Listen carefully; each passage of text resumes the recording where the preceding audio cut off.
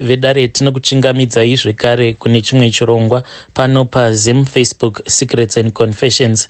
Tadzoka zvekare nemamwe mamessages. Regedzai tibva tapinda mumamessages edu atadzoka takakubatirai. Message yedu yekutanga yakamira sekudai so.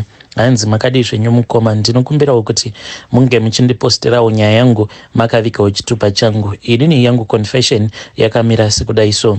This was last month apo pandakabva mukunetsana nemudzimai wangu. Zvino takati tanetsana kudaro ndo pandakabva ndazongoenda kune vamwe madzibaba. Saka madzibaba ava ndakangoita zvekungosangana navo pataxi rank.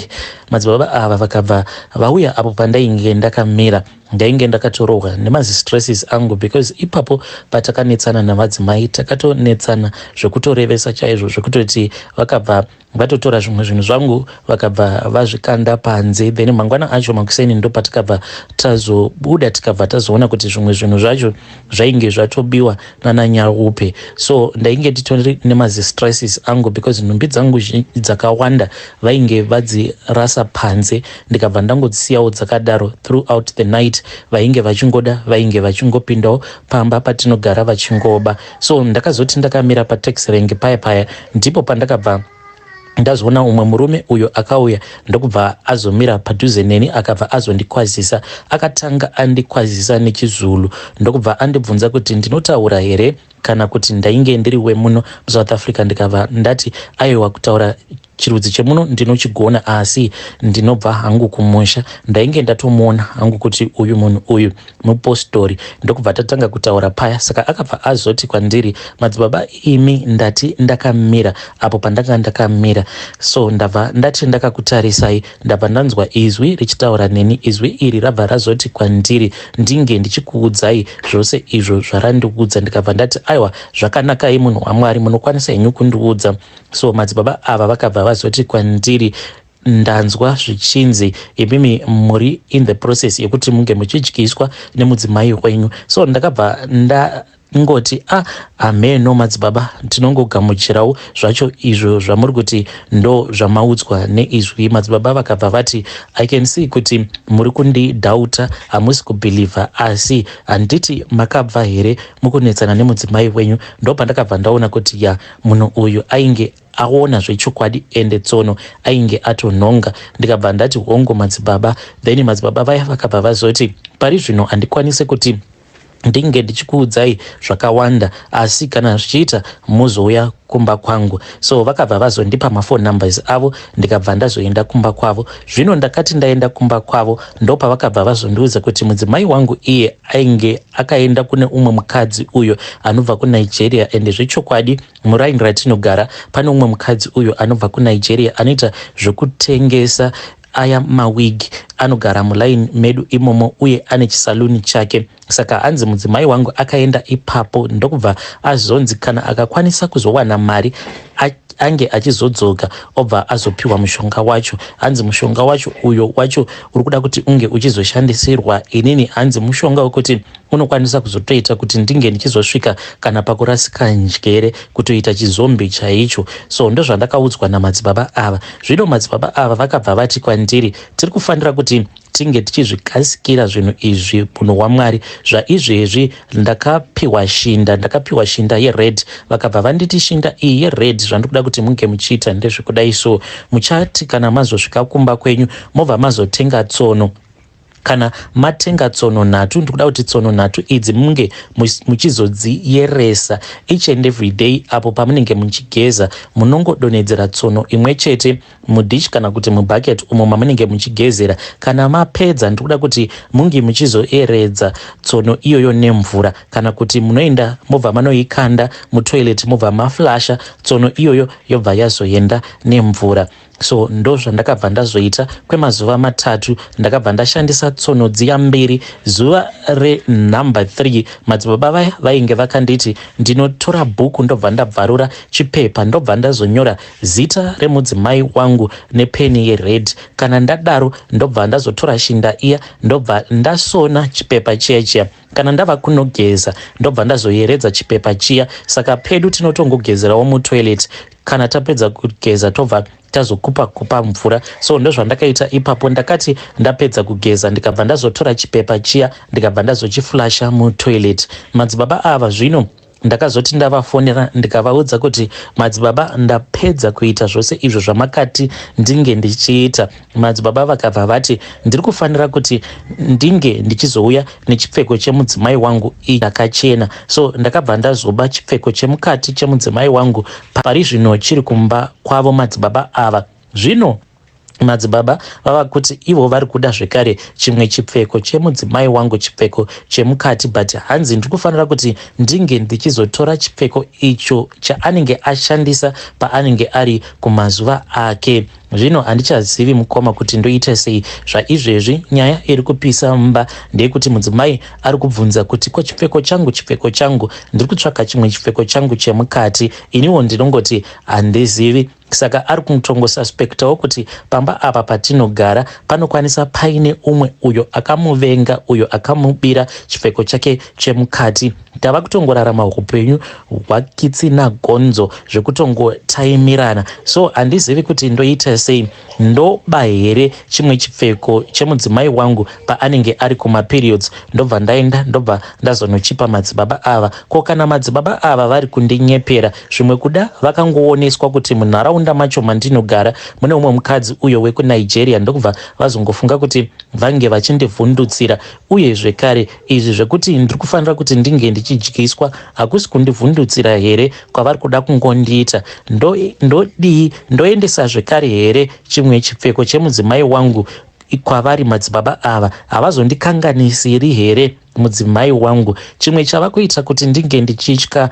One day ndakati ndakarara ndakabva ndazorota mudzimai wangu, but pandakamurota mudzimai wangu ndakabva ndaona kuti iye ainge asina musoro, but ndichifamba ndopandakabva ndazosangana navo madzibaba ava vainge vakabata rimwe rainge rakaita kunge zimbiya, but zimbiya racho rainge riri oversize. Ndikabva ndaona kuti mumbiya umu vainge vakaisa musoro wemudzimai wangu, ndokubva vatanga kunditi o munhu wako uyu ari kundinetsa, o munhu wako uyu ari kundinetsa. So vakati vachitaura kudaro ndikabva ndaona mudzimai wangu achivhura muromo wake ndokubva atanga kurutsa ropa iri mukoma rakawanda zvekuti rakasvika pakuzadza chindiro chiya chavainge vakabata. Kuzonosvika ndichiona kuti ropa iri rakabva ratozadza nyika yose zvekuti ndakabva ndanyura, ndokuzofa kwandakazoita kuhope. Uye ndinokumbirawo kubvunza kune avo vanoziva kududzirwa kwehope kuti ko kana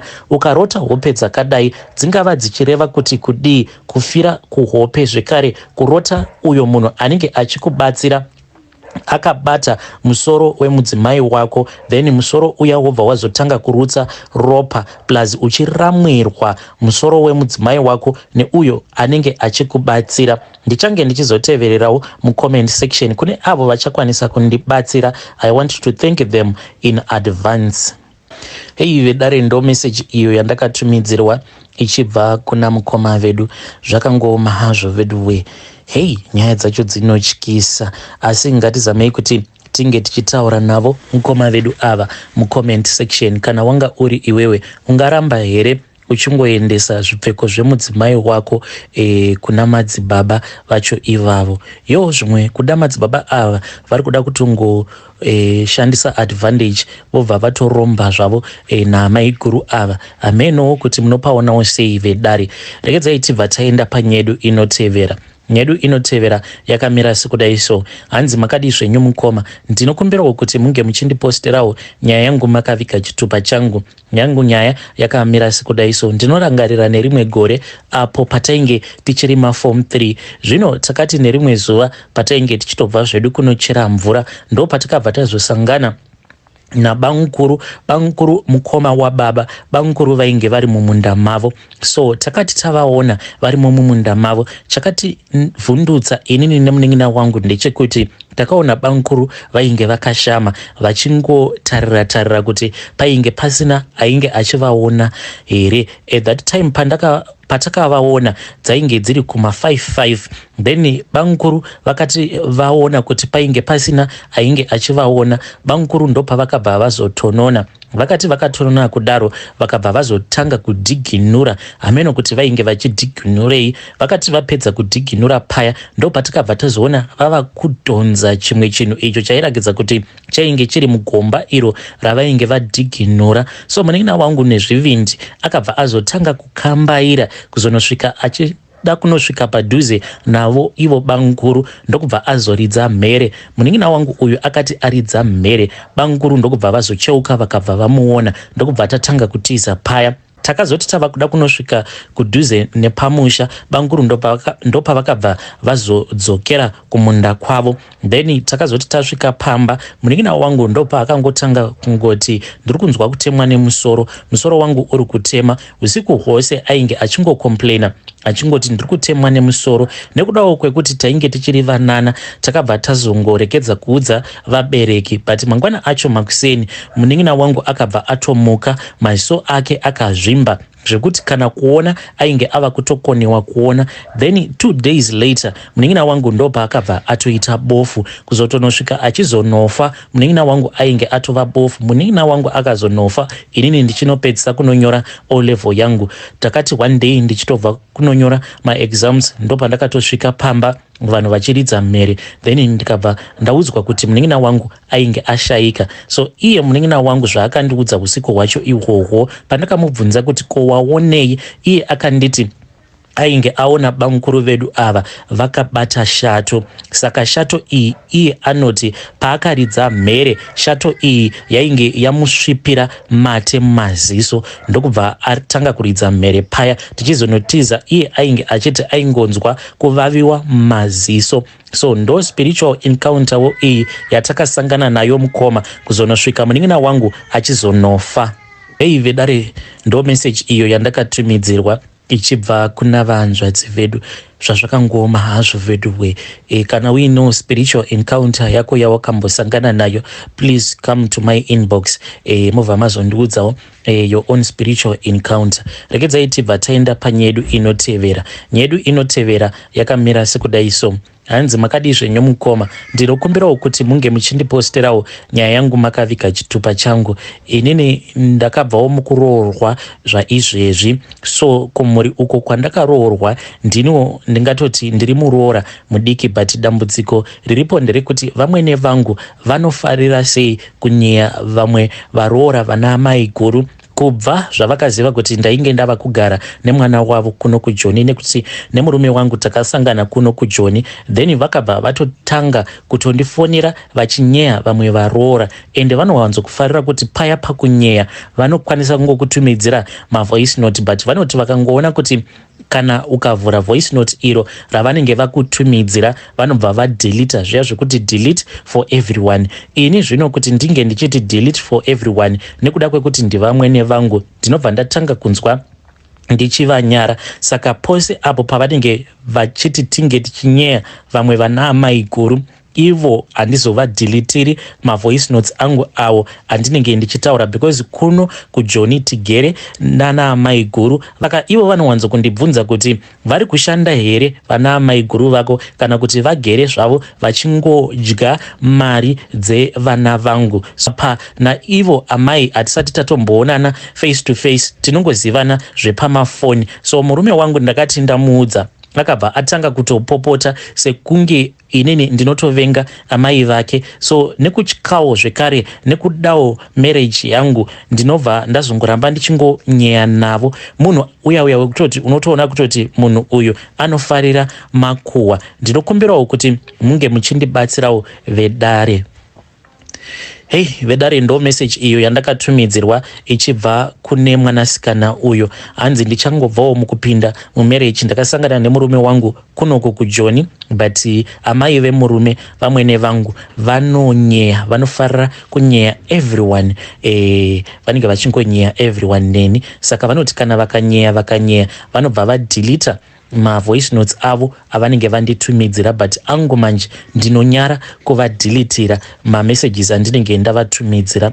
Pari triki ndozviya zvekuzoti mangwana kana pozogarwa matare enyu mavoice notes mainini ndo anenge aripo paground. So amenowo kuti vedare mwanasikana uyu tingamubatsira sei zvakangooma hazvo veduwe. Hanzi wangu murume kana ndikamuti ndoita sei anobva ati unovenga amai vangu. Hey, pari very tricky. Regedzai tibva taenda panyaya yedu inotevera. Nyaya yedu inotevera yakamira sekudai so. Hanzi makadi zvenyu mukoma. Ndauyawo pano neconfession yangu. Inini hangu kurudziro yangu ndeyekuti kune avo vanenge vachida kuita zvavanenge vachida kuita, you must always keep your mouth shut.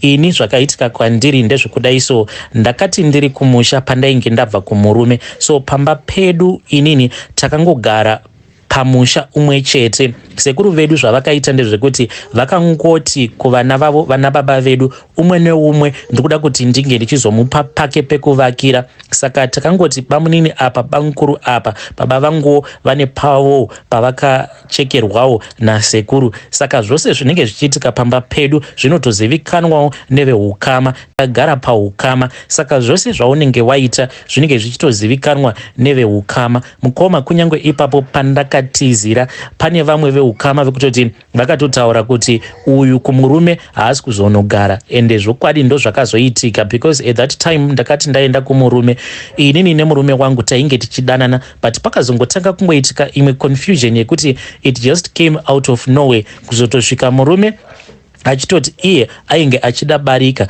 Ndakabva ndazotogadzwa pabarika. This was apo pandainge ndichitori nepamuviri, ndakazosara ndichizonozvara, but murume wangu ainge atomitisa, atounza umwe musikana. Apa musikana uyu ndainge ndichidzidza naye, saka ndakabva ndaona kuti zvebarika ndainge ndisingazvigoni. Ndikabva ndataura nevabereki, vakabva vati uchiri mudiki kuti unge uchigara pabarika, it is far much better kuti unge uchidzoka kumba. Ndakati ndadzoka kumba, hameno kuti vamwe vana amaiguru vakazviziva sei, because vakabva vatouya pamba vachinyepedzera kukumbira munyu.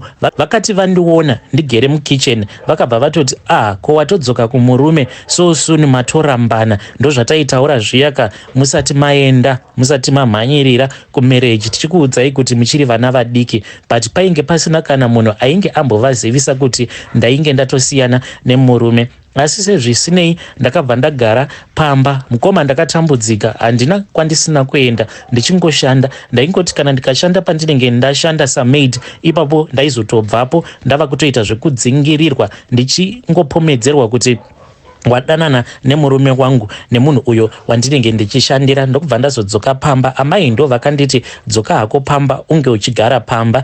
Asi munongozivawo kuti kugara pamba zvinhu zvekuti zvinenge zvichirema, especially kana watova nemwana, unenge wava kuona sekunge unenge uchiremedza vabereki vako. Ndakabva ndazogara pamba paya kuzosvika ndichizotaura neimwe friend yangu uyo ainge ari kuno kuJoni. Ndakati ndataura naye nekudawo kwehappiness yekuti ndava kuendawo kuJoni, ndakabva ndazonoudza vana bankuru, ndikabva ndati ini vana bankuru ndinokumbirawo kuti munge muchizotaurawo nevari kumhepo kuti mukufamba umu ndinge ndichizochengetedzeka, uye kana ndazosvikawo kunyika yevatorwa ndikasike kuzowanawo basa. Vamwe vana bankuru vakarakidza kufara, but vamwe waitoona kutoti uchitaurana nababa, vamwe vainge vakatotsamwa, vamwe vachiti uyu akaenda kuJoni haadzoke uyu.